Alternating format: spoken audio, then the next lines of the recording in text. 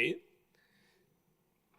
ప్రజలు ప్రతిపక్ష పార్టీగా గుర్తించండి అని ప్రజలే గుర్తించకపోతే వారు ఇచ్చినటువంటి తీర్పులో ఈరోజు అసెంబ్లీ లోపలికి వచ్చి ప్లే కార్డులు ప్రదర్శించి మమ్మల్ని ప్రతిపక్ష పార్టీగా గుర్తించండి, నన్ను ప్రతిపక్ష నాయకుడిగా గుర్తించండి అని మాట్లాడడం, గగ్గోలు పెట్టడం ఇది చాలా దుర్మార్గం అధ్యక్ష. అంటే రాజ్యాంగాన్ని అపహాస్యం చేయడం అధ్యక్ష. ఇది అంటే ప్రజలు ఇచ్చినటువంటి మ్యాండేట్ని కూడా అపహాస్యం చేయడం అధ్యక్ష. ఇది అందరం కూడా 5 సంవత్సరాలకు ఒకసారి ఎన్నికలకు వెళ్తాం అధ్యక్ష, ప్రజల తీర్పు కోసం వెళ్తాం అధ్యక్ష.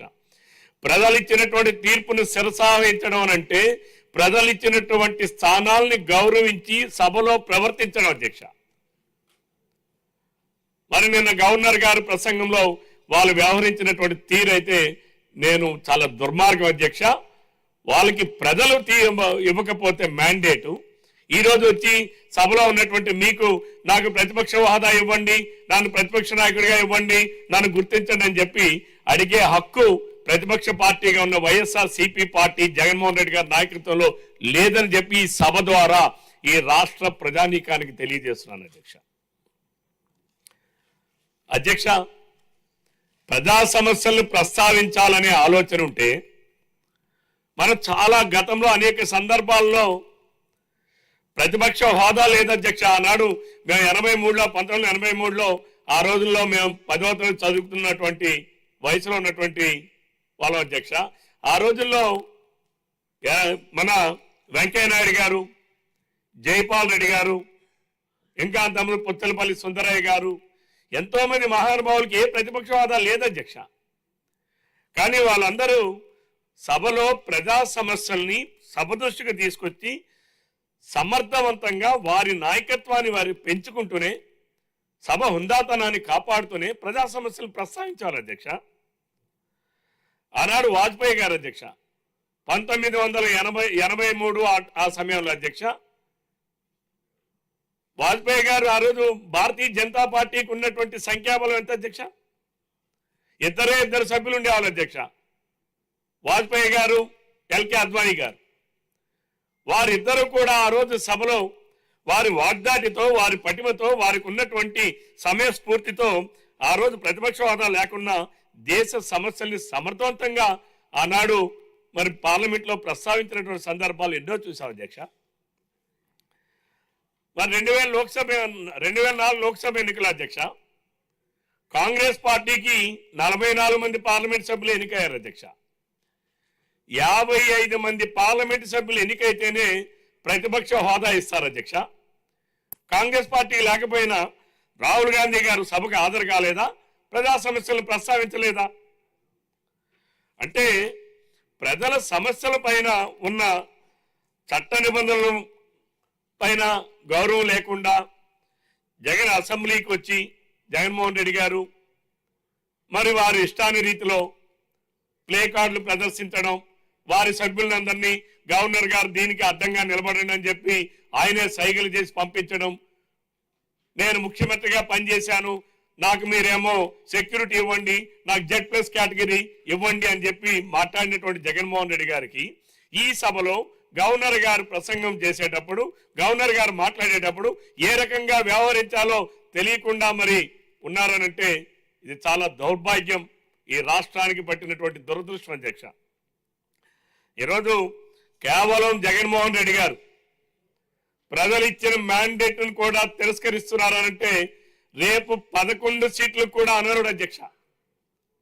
కేవలం నిన్న ఏదో తన సభ్యత్వం పోతుందేమో, 60 రోజులు మించిపోతే పోతుందేమో, దాన్ని రెన్యూవల్ చేసుకోవడానికి వచ్చారు తప్ప ఈరోజు సభలో ప్రజా సమస్యల్ని చర్చించడానికి కాదని చెప్పి ఈరోజు మనకు అర్థమైంది అధ్యక్ష. ఎందుకంటే నేను హాజరయ్యారు, ఈరోజేమో సభలోనేమో ఎగ్గొట్టారు అధ్యక్ష, సభకు రాకుండా. మరి ఈరోజు అధ్యక్ష శాసనసభ్యులు ఎవరైనా సరే అధ్యక్ష మీ ఆదేశాలను అనుసరించడం, సభలో హుందాగా ప్రవర్తించడం, దానికి ఈరోజు విరుద్ధంగా మరి వైసీపీ సభ్యులు వ్యవహరించిన తీరుని ఈ రాష్ట్ర ప్రధానికం అంతా కూడా గమనిస్తున్నారు అధ్యక్ష. అలానే మరి గవర్నర్ గారు ఇచ్చినటువంటి మార్గదర్శకం అధ్యక్ష ఈ రాష్ట్రంలో ఉన్న పరిస్థితులకు వాస్తవాలకు దగ్గరగా ఉంది. ఒక్కసారి గడిచిన 8 నెలల కన్నా ముందు చూస్తే ఈ రాష్ట్రంలో ఒక అరాచక పాలన అధ్యక్ష, వికృతమైన పాలన అధ్యక్ష, దుష్పరిపాలన అధ్యక్ష. ఈరోజు వాటన్నిటి నుంచి ఈరోజు సుపరమైన పరిపాలనకి ఈరోజు ఈ 8 నెలల్లో ఈ ప్రభుత్వం ముందుకు నడుస్తూ ఉంది అధ్యక్ష. మరి అట్లానే ఈరోజు ఈ ప్రభుత్వం తీసుకున్నటువంటి లక్ష్యాలు, ఎన్డీఏ ప్రభుత్వం కేంద్రంలో ఉంది అధ్యక్ష, ఎన్డీఏ ప్రభుత్వం రాష్ట్రంలో ఉంది అధ్యక్ష. కేంద్రంలో ఉన్నటువంటి ప్రభుత్వం మోడీ గారి నాయకత్వంలో వికసిత్ భారత్ 2047 అందులో భాగమవుతూనే వికసిత్ ఆంధ్రప్రదేశ్ రాష్ట్రం, సన్ రైజ్ స్టేట్, ఈరోజు దానిని నెలకొల్పడానికి మనం కూడా కొన్ని గోల్స్ని ఏర్పాటు చేసుకున్నారు అధ్యక్ష. ఏర్పాటు చేసుకున్నట్టుగా ఈనాడు గవర్నర్ గారు తెలియజేయడం చాలా, వారికి నేను ధన్యవాదాలు తెలియజేస్తున్నాను అధ్యక్ష. ఎందుకనంటే ఈరోజు షార్ట్ టర్మ్ గోల్స్ అధ్యక్ష, అంటే 2029కి ఏంటి, అలానే 2047 నాటికి ఏంటి అనేటటువంటి ప్రతి రంగంలో కూడా కొన్ని శ్వేతపత్రాలు ఇచ్చారు అధ్యక్ష. ఈ రాష్ట్ర ఆర్థిక పరిస్థితి గడిచిన 5 సంవత్సరాల్లో ఏ స్థాయికి దిగజారింది, ఈ రాష్ట్రంలో 10 లక్షల కోట్ల రూపాయల అప్పులు, ఈ రాష్ట్రంలో 1,36,000 కోట్ల రూపాయలు పెండింగ్ బిల్లులతో ఈ రాష్ట్రాన్ని జగన్మోహన్ రెడ్డి గారు ఈ ఎన్డీఏ కూటమి ప్రభుత్వానికి వారసత్వంగా అప్పచెప్పారు అధ్యక్ష. ఈరోజు ఈ రాష్ట్రంలో అధ్యక్ష ఉన్న అప్పుల్ని తీర్చాలంటే గడిచిన 2014-19 సంవత్సరాల్లో తెలుగుదేశం ప్రభుత్వం ఆనాడు ఉన్నటువంటి ఎన్డీఏ ప్రభుత్వం ఏడాదికి 33,000 కోట్ల రూపాయలు అప్పులు చేస్తే జగన్మోహన్ రెడ్డి గారు ఏడాదికి 1,00,000 కోట్ల రూపాయలు అప్పులు చేశాడు అధ్యక్ష. ఈరోజు ఆ అప్పులు వడ్డీలు కలిపి మనం సంవత్సరానికి 77,000 కోట్ల రూపాయల అప్పులు తీర్చాల్సినటువంటి పరిస్థితి ఈనాడు ఈ రాష్ట్రంలో ఉంది. అంటే కేంద్రం ఇచ్చే సహకారంతో రాష్ట్రంలో గతంలో ఉన్నటువంటి అరాచకాలను అన్నింటినీ కూడా అరికట్టి ఒక పక్కన ఆదాయాన్ని పెంచాలి, ఒక పక్కన రెవెన్యూ జనరేట్ చేయాలి, ఆ వచ్చిన ఆదాయాన్ని పేదవారికి అందించాలి. ఇది మన నాయకుడు చంద్రబాబు నాయుడు గారు తీసుకున్నటువంటి పరిపాలనా విధానం అధ్యక్ష. ఈరోజు అగ్రికల్చర్ చూసుకుంటే అధ్యక్ష,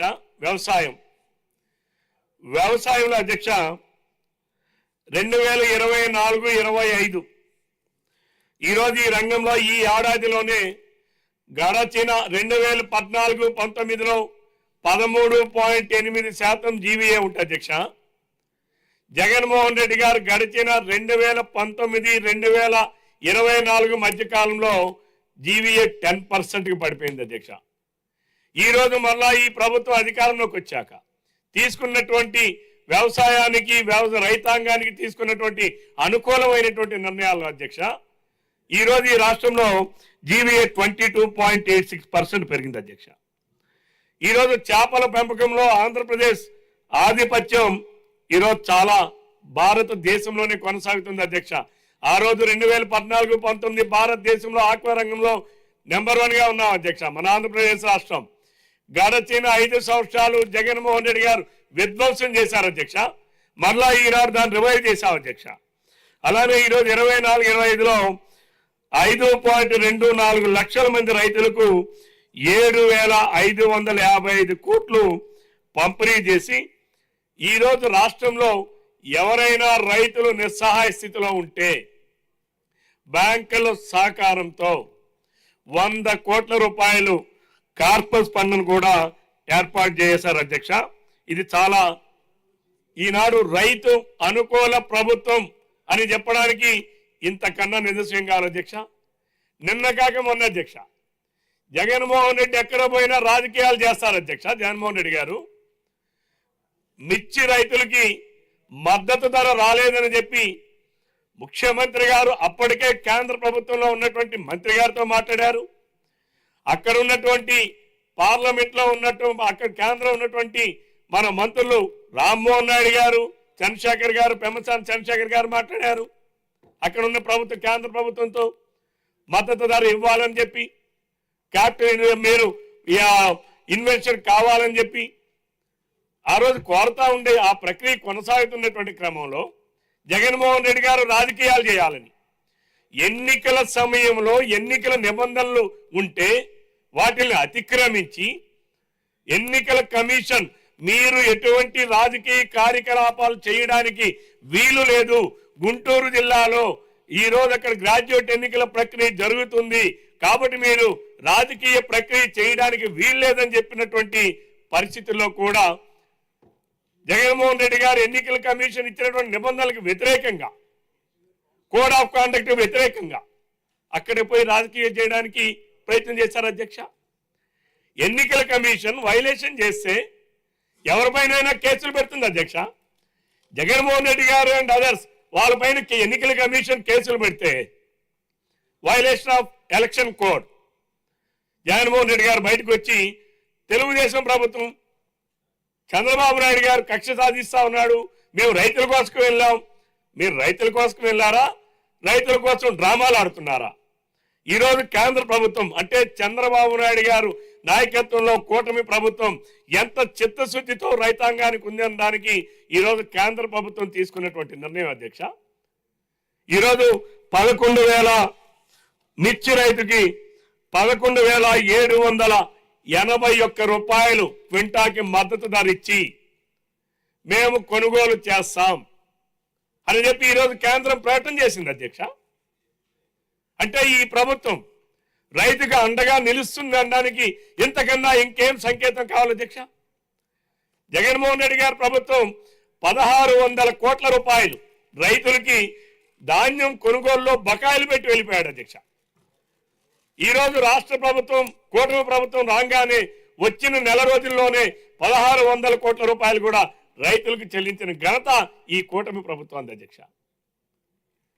ఈరోజు అంతే కదా అధ్యక్ష, ఈరోజు రైతాంగానికి ఆనాడు ఏదైతే మెకనైజేషన్ 2014-19లో మెకనైజేషన్ ఎంతో బాగా చేసినటువంటి ప్రభుత్వం గడచిన 5 సంవత్సరాలు ఈ రాష్ట్రంలో ఈ జగన్మోహన్ రెడ్డి గారి నాయకత్వంలో ఒక్క రైతుకైనా ఒక ట్రాక్టర్ ఇచ్చారా అధ్యక్ష? లేదా ఒక డ్రోన్ ఇచ్చారా అధ్యక్ష? ఈరోజు రైతాంగానికి మళ్ళీ అన్ని కూడా మెకనైజేషన్ లో ఏమేమి రైతులు ఏవైతే కోరుకుంటున్నారో ఆధునిక వ్యవసాయ పనిముట్ల ద్వారా ఆధునిక